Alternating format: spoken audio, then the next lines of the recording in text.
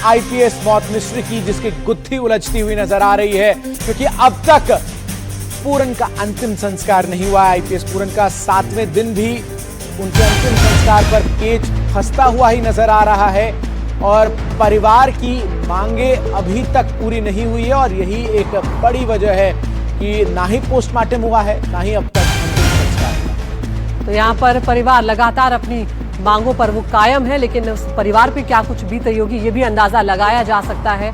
उनकी मौत की मिस्ट्री जो है वो भी अभी तक सुलझी नहीं है और कार्रवाई के नाम पर जिस तरह की कार्रवाई परिवार चाह रहा है वैसी कार्रवाई नहीं हुई है। और यही वजह है कि परिवार अभी तक अंतिम संस्कार के लिए राजी नहीं हुआ है। 7 दिन बीत चुके हैं, लेकिन बावजूद उसके यहाँ पर कई ऐसी मांगे हैं जो पूरी नहीं की गई हैं। और अब जो तमाम विपक्षी पार्टियां हैं वो सरकार पर, प्रशासन पर यहाँ पर हमलावर हैं और ऐसे में अब देखना ये होगा कि अब इस मामले में क्या कुछ होगा। तो आईपीएस पूरन जो है उन्होंने सुसाइड कर लिया था अपने घर में और उनका एक बड़ा सा सुसाइड नोट भी यहाँ पर मिला था, जिसमें उन्होंने कई लोगों पर आरोप लगाए हैं, जिसमें डीजीपी तक का नाम शामिल था। और कार्रवाई के नाम पर अभी यहाँ पर सिर्फ एसपी जो है उन पर कार्रवाई हुई है। ऐसे में परिवार का यही कहना है कि जो बड़े लोग हैं, जो बड़े अधिकारी हैं, उनको अभी भी उन पर उस तरह की कार्रवाई नहीं की गई जिस तरह की मांग की जा रही है और इसीलिए परिवार राजी नहीं है अंतिम संस्कार को लेकर। और इसी से जुड़ी एक और खबर आपको यहाँ पर हम बता रहे हैं। आईपीएस पूरन कुमार की आत्महत्या केस में एक नया अपडेट आया है। रोहतक में मौजूद है पुलिस की एसआईटी की टीम यहाँ पर और सुसाइड नोट के आधार पर सबूत जो हैं वो लगातार जुटाए जा रहे हैं। तो रोहतक में चंडीगढ़ पुलिस की जो एसआईटी में वो मौजूद है। 11 अक्टूबर से ही रोहतक में ये एसआईटी की टीम मौजूद है और जो भी सुसाइड नोट में लिखा हुआ था उसके आधार पर सबूत यहाँ पर ये टीम जुटा रही है। एसआईटी ने हरियाणा सरकार को चिट्ठी भी लिखी है, जरूरी दस्तावेज उपलब्ध कराने की मांग यहाँ पर एसआईटी की टीम की तरफ से की गई है।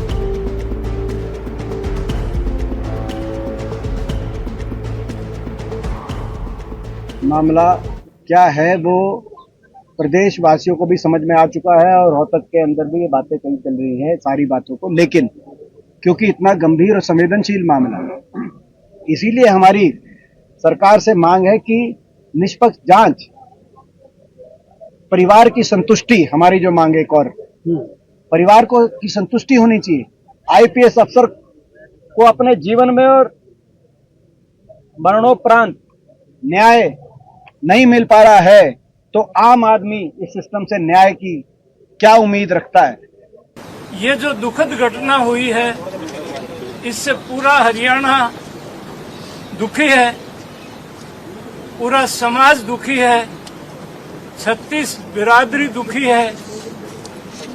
और कोई आदमी ये कदम उठाता है, चारों ओर से घिर जाता है, तब ये कदम उठता है।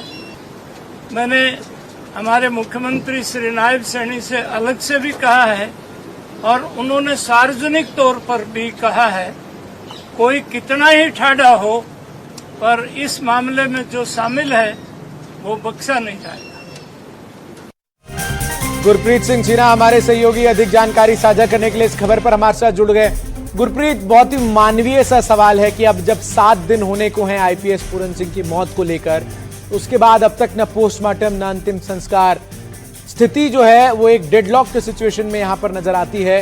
इसका समाधान कैसे निकलेगा? किस तरीके से प्रशासन जो है और राज्य सरकार अपने स्तर पर प्रयास कर रही है? जी बिल्कुल, पिछले 7 दिन में हम देख रहे हैं लगातार जो हरियाणा सरकार के मंत्री हैं वो परिवार को मिलकर लगातार कई बातों के जवाब दे रहे हैं, लेकिन कहीं ना कहीं सहमति नहीं बन रही। वहीं हम देख रहे हैं चंडीगढ़ पुलिस पे भी कल लगातार सवालिया चिन्ह खड़े किए और लगातार क्वेश्चन मार्क भी लगाया कि क्यों अब तक इन्वेस्टिगेशन नहीं हुई। उसके बाद हमने देखा कि चंडीगढ़ पुलिस ने एक लेटर लिखी जो एसपी रोहतक है जिनको वहाँ से हटाया गया उनके पद पे, क्योंकि कहीं ना कहीं ये कहा जा रहा है कि एक केस रजिस्टर किया गया था।